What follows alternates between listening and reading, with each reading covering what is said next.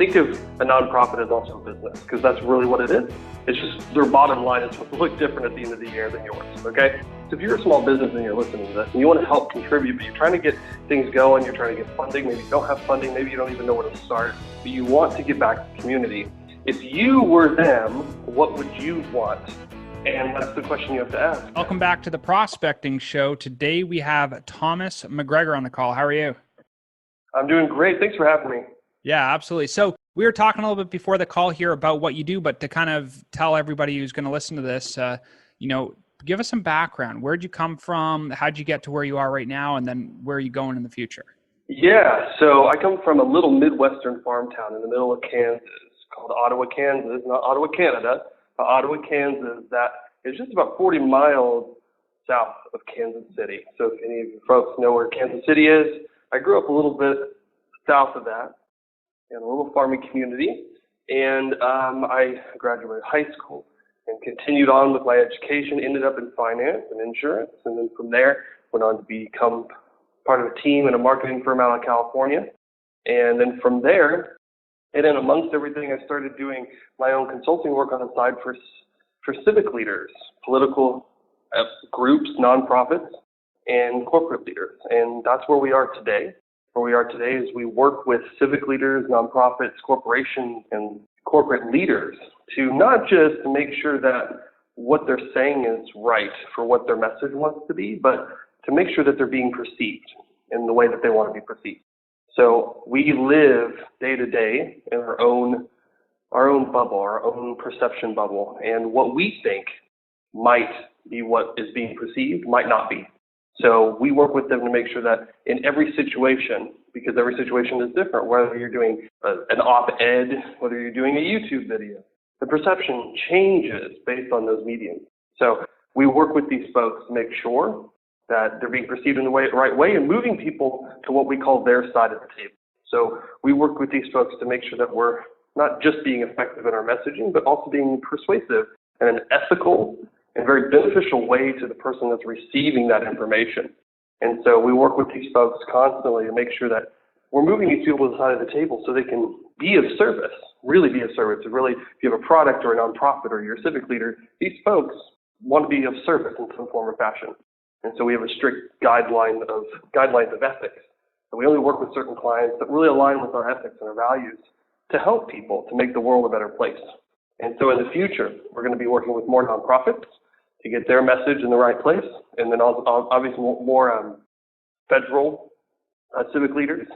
And then we're also in the future going to work more internationally as well. So it's very exciting, very hands-on, and I love every minute of it. Yeah, and that's the best part, right? Is you have to make sure that you enjoy what you're doing. And I think a lot of people get into situations or get into projects or jobs that they don't actually like, and that's really a big problem because at the end of the day, if you go to work every single day and you hate what you do, it's not really going to be a great outcome. Now, when we talk about nonprofits, that's something that's close to my heart. So, where do you focus with nonprofits? Where do you find that they need the most help? Where do you find that you end up engaging with them in a way that's meaningful? Yes, so same here, Connor. The nonprofits are near and dear to my heart. Growing up, nonprofits were a big, vital part of my upbringing, coming from a meager start. And I'm going to say that nonprofits, if anybody's listening that has a nonprofit or wants to start one, make sure that it's very clear that your mission is first. I know this seems really simple, and maybe even cavalier to some folks. So of course, mission first. But oftentimes people get caught up in the money aspect of it. I don't mean the owner or the operator of the nonprofit. I mean the patron. Okay, I'm giving money, but I don't know where this is going. Okay, I'm giving money, I'm giving resources, but I don't know what's happening with all this stuff.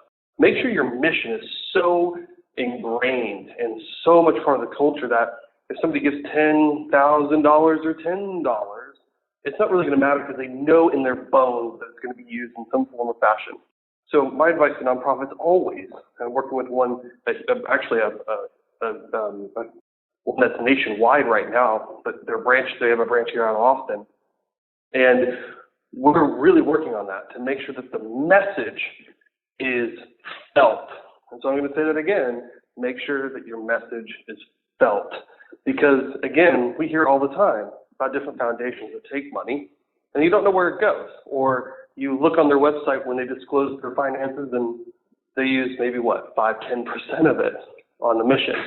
And so obviously be ethical and honest about where your money is going when you are disclosing your finances, but make sure that mission that is felt, and I'm saying felt, don't just talk about it, make sure it's felt, make sure people can feel that mission every time there's a meeting, every time there's a rally, every time there's a team phone call, that mission is front and center, and the money becomes secondary, which sounds crazy.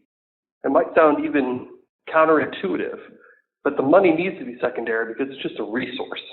And sometimes most likely a lot of times, honestly, if that message is really, really felt, and we're seeing this right now in the political landscape and some of the main federal candidates, and even some of the smaller town candidates across the country, that if the mission is really felt, people will give more than money. They'll give money and their time, and they'll recruit people to give their time and their money. And so that is so much more valuable than trying to just get money from people. And I know that's the main focus. I know you have expenses, but really focus on getting that message felt, a feeling. So really define it and understand what the emotional intelligence is around that. So let me give you an example. So let's say, for instance, you have a nonprofit that helps housing animals that are in shelters with actual people that want. So you're like the middleman, that people that want animals. Okay, so let's say that is your nonprofit, just as an example. So the message that you want to convey isn't that you help house people, house animals with people. That's the mission. That's not really what it feels like. So what you want to really convey is how it feels like to get an animal into your home that you really, really love, a dog or a cat. It changes the entire feeling of your home. It makes it more warm. It makes it more of a family. The feeling that you want to convey is that you're saving that animal's life. You're saving a life that had literally no say in its own circumstances. That's the feeling. So yes, the message is that, and the mission is that you are the middleman. Okay, all right, but that's not the feeling. And so the feeling around it is, how does it feel to really take a life into your home, take care of it, and give it something that it didn't have before? When you convey that message, you will recruit people, you will recruit more resources, and I guarantee you're going to recruit more money.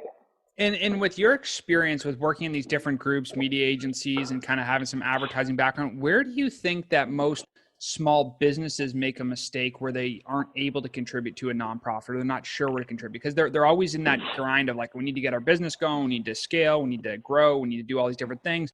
But they really kind of get on that treadmill and never really step back and go, oh, I'd love to support this group, or I'd love to support that group. How do you think they should approach that so that they can both scale their business on one side and do their philanthropy and charity work on the other side? I think that's a great question, and the answer to that is twofold here. The first thing is, think of a nonprofit as also a business, because that's really what it is.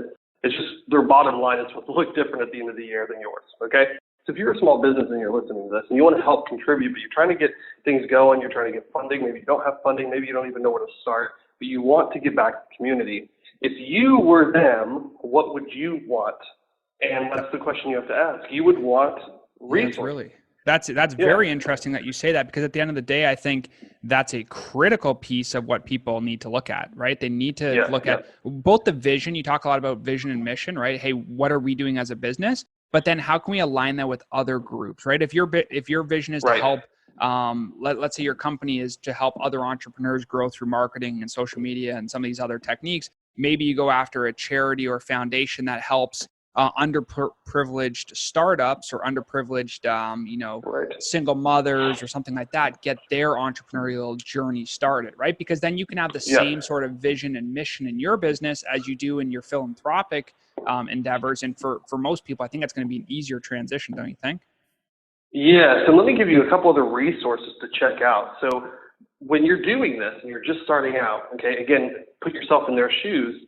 But here's two other things, or I'm going to actually say three things, and the third is kind of a bonus. But the first thing is reach out to local universities, startup groups like we have here in Austin. We have what's called the Capital Factory, and then reach out to community colleges that have entrepreneurial and startup programs. And then the second thing is be very strict on your time. Okay, there's an old saying, That is, if you give somebody an inch, they'll take a mile. So if you reach out to one, or you find a group that helps entrepreneurs that are starting up, and you're probably a little bit further along, you can maybe offer some consulting advice, some advisory advice. Okay, commit to 1 hour a week, or commit to 30 minutes a day. Something that it doesn't matter, just something in your schedule that you know you can make happen. That's going to respect their time and your time as well. This, and here's the third and the bonus thing, this is the thing that's really going to help you more than you could ever imagine. And this is where my expertise comes in. This is going to position you as an advisory in a program that is probably more at this stage in your business, probably more notable than you are. Then you can say that you are an advisor at the Capital Factory, or here in Austin, we have University of Texas as an entire entrepreneurial and even a pitching contest for your business. Same here with Austin Community College has a business accelerator. So if you can align, help people at the same time, give back to the community, get involved, and you never know, you might find future employees there. You might find funding. If you're needing funding, you might bump into an investor, another business owner. And so this will position you in a really good place, because you're giving of your time. It's not costing any of your money. You're being strict with your calendar, so it's not taking anything away from your business. 1 hour a week to help another business owner can be very, very valuable. And there's an old saying that says your net worth is your network. And so if you're really looking to grow, you can only grow as much as you can give. So if you can give an hour or 30 minutes a day, 15 minutes a day at the end of your evening for a phone call with somebody that you really love their startup idea, you're going to position yourself in a really good spot. Yeah, and that's a good way to look at it. The whole giving concept is super simple, but I think a lot of people miss that, right? It's not necessarily what they can do for you, it's what you can do for them, because a lot of these businesses and startups and ideas would really benefit from that advisory. And I think the part that a lot of individuals forget to ask is the opposite question, right? Is not only what can I do for you? That's an easy one to do. The question is, what can they do for you? Right. And you don't have to always ask it in a selfish way, but I think it's a two-way street. I think a lot of people have a good understanding of, where they can contribute and where their shortcomings are. And if you can figure that out as an individual, a contributor, an advisor, someone in a startup, whatever it is, I think knowing where to give and where to take is probably the most important thing, right? Yeah, it's a dance for sure, and I totally agree. And I think one of the things that we often miss is that our own perspective on life is often 99% of the time more valuable than almost anything that we can give. You can give somebody $1 million, but it doesn't mean that they're going to know how to use it. But if you can give somebody advice and perspective on how you successfully use the $1 million to grow your business, that's more valuable for them, because then when they do get $1 million, or even 500,000 or 750, whatever, then they go, okay, well, this worked for him, I'm going to try the same thing. And we've all heard this adage before, and that is, the right type of knowledge can cut years off the learning curve.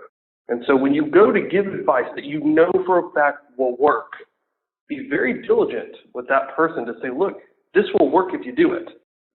Go ahead and stand in your own truth and say, okay, I don't know all the answers, but what I do know is this works for me. And if you do it, please do it. And it will, stand in your own truth. Don't be afraid to stand in your own truth and give the advice that you know will work for you. I think, if people are taking notes or listening to this, if they want to jot something down, just remember and write down that your perspective is so valuable. We have different lives to draw experiences from. We have different experiences to draw learning from. And each and every day, each and every one of us are living a unique life. And that offers some really good insights. Carry around a notebook. Jot stuff down that you hear. Ideas that you come up with. And then when you'll finally know, when you finally talk to somebody that you're advising, you'll finally know when to use that and how to use that to help that person. And I'm a true believer in karma, or what goes around comes around. And so make sure you're giving to them what you would want. And it's going to come back to you tenfold. But don't be focused on what you're going to get. Really don't. Really focus on, okay, how can I help this person if I were them? Right. And I think that that's a good way to look at it too, because there's a lot of people who think they don't have something to give, but they really do, right? They don't, either it's an empowerment thing or it's a confidence thing or whatever the issue is. They have a hard time understanding what their value is. And because of that, they don't offer it to people, right? They say, I'm not that good at X, so I don't want to offer it to people.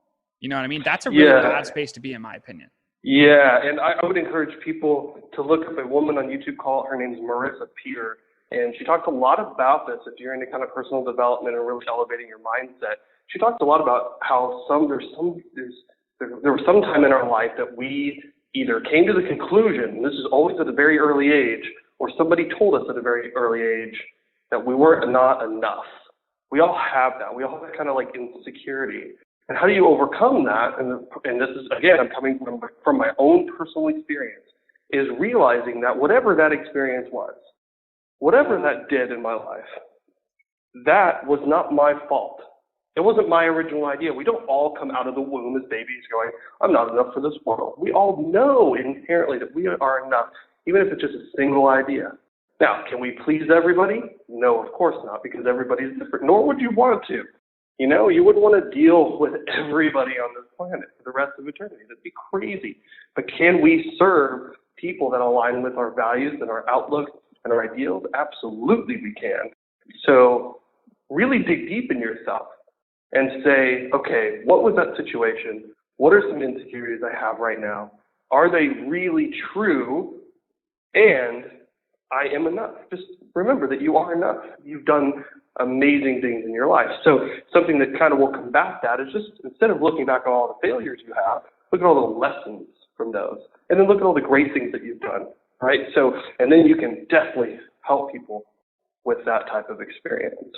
Oh, for sure. So, you know, because I like to keep a lot of these sessions short, and could you give us like a summary of what you think the steps that somebody should take? Let's say they're going into entrepreneurship, they have a business and they're kind of going through it, but they also want to start giving in other ways. What are the steps they should do, the 2 or 3 things they should do now so that they can start giving in the future? I would say the steps would be this. First, get your mindset right. Find the things that you know for a fact work. Write them down. Write down 5 of them and write 5 more. Push yourself a little bit, okay? Even if it's silly, like, okay, I know how to get locks replaced on a brick and mortar store. That's okay, because I guarantee you that there's going to be somebody that you're going to eventually run into that has no idea how to do that, okay? So write that, because if you take those for granted, that means you know how to do them really well, okay? So that's the first step. Get those underneath, and then write out some, like maybe a small paragraph about that. Okay, so you're writing out your list, find the things that you're like, okay, this is really simple, I could do this in my sleep. Maybe it's taxes. Maybe it's, again, replacing locks on a brick and mortar. Maybe it's getting permits with the city. Maybe it's setting up a website. And you think, okay, anybody could do this. Well, that's not true. And that's actually a key insight, okay? So if you think that anybody could do this, that's the thing you need to focus on. So write that out. Write out then a small paragraph to sort of describe first couple steps to get going with that. That'll help clarify things for you. Then find some sort of activism, some sort of nonprofit, or even a business idea that you really love, but it's not your business. Okay, this is good. I'm going to explain why this is important in a second. So let's say you're in retail, okay, and you maybe don't know a lot about online marketing, all right? So what you're going to do, you're going to say, I want to work with, or I want to help somebody that has an online marketing firm that focuses in on single mothers, helping single mothers get out of the 9 to 5. So you find somebody that does that. I guarantee you're going to find exactly what you're looking for. So you find that person, you offer to help them for nothing, okay? Literally for nothing, in exchange for some back and forth. And so when you go into that back and forth, the reason this is going to help you is because you're going into a niche, or you're going into a market that you don't know anything about. And the ancillary knowledge that you're going to get back from them in exchange for the stuff you're going to help them with is going to help you in your own business. And my suggestion is to do this, reach out to people, make it into a schedule, put it on your calendar, make it into a habit, reach out to several people a week. Number one, as we all know, if you do any type of sales or reach out to any type of people, any types of people, what's going to happen is you're going to get a lot of them that say no. That's okay. They might be too busy. They might think that there's a lot involved. Don't try to push them and say, okay, well, if this relationship won't work, then we can just part as friends and I'll circle back around to you in a year. Okay, put that on your Google Calendar a year from then with the information, come back around. But reach out to multiple people, people that are in the area that you're in, and most importantly, people that are out of state and even out of the country. So keep spread your net really wide. So that's the second thing. The third thing, once you get that relationship going, get a system down. Maybe it's a weekly call, maybe it's a monthly call, maybe it's an email exchange. But get something down. Get something down where it's a reciprocal thing where you're like, okay, this is my expertise. Do you need any help in these areas? If you're an online marketer looking to open a brick and mortar, I can help you with the locks. I can tell you the pitfalls of working with a bad repair guy, or that sort of thing. That's going to be very valuable to them, even though you think this is just common sense. So that's the third thing. Okay, that third thing is get that reciprocal system down. And then the fourth thing is ask them, after the relationship's been going for a while, eventually ask them, not for money, to ask them if they know anybody else that would know or need some help. Because once you've proven yourself to them, then you can say, look, is there anybody else you know in your space that might need help in some of these areas?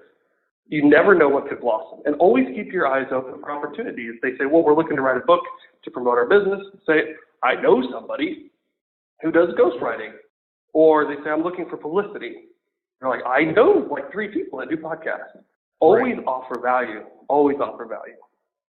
Yeah, and that's a perfect way to look at it. Now, if people wanted to find you, how would they reach out to you to maybe pick your brain? Well, I'm on all social media. So I'm on Facebook. I'm actually not on Instagram, but I'm on Facebook and LinkedIn and Twitter. Very active on Twitter, actually. But LinkedIn is where you're going to find everything. And so that's really easy. You just go linkedin.com/T for my first name. So T as in Thomas, so T and then McGregor, McGregor. And then if you go to Twitter, on twitter.com/ or at real T McGregor. And then that's the same for Facebook. So they can go there, they can reach out. My phone number is actually my direct phone number. My cell phone number is on my Facebook page. And so if you go to Real T McGregor or my LinkedIn, and yeah, reach out. I would love to help some people out.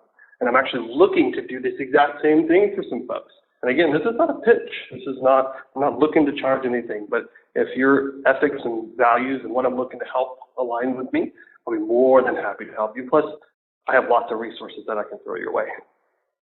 Yeah, and I think that's a very humble approach and a very nice way to reach out to people. So I thank you for that. And the listeners here, a lot of them are entrepreneurs and small business owners, and people are looking to grow their business. And I think the most important thing is you got to look at your network. You got to reach out to people. You got to figure out what's right for you and find a way that you can create more value for others. Because at the end of the day, that's how you're going to make more money, have more time, have more freedom, and ultimately be happier, right? So I really do appreciate you coming on the show. Again, Thomas McGregor, you can find him online, LinkedIn, search around a little bit and check him out. And thanks a lot for your time today, man. Really appreciate it. Hey, thank you so much. I really look forward to coming back again. I really appreciated this conversation. No problem.